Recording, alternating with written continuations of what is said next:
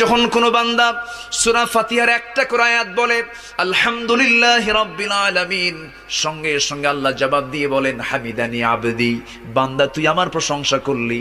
আর রহমানির রহিম যখন বলে আল্লাহ বলেন আসনা আলাইয়া আবদি। মালিক ইয়াউমিদ্দিন যখন বলে আল্লাহ বলেন মাজ্জাদানি আবদি। এরপরে যখন বলে ইয়াকা না'বুদু ওয়া ইয়াকা নাস্তাঈন পর্যন্ত যখন বলে আল্লাহ বলেন বান্দারে তুই আমার কাছে কি চাস, প্রাণ খুলে চা রে বান্দা।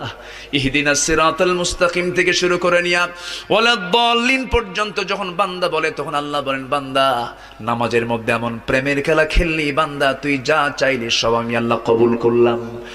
ওই বান্দা যখন রুকুতে যায় আল্লাহ তখন অস্থির হন।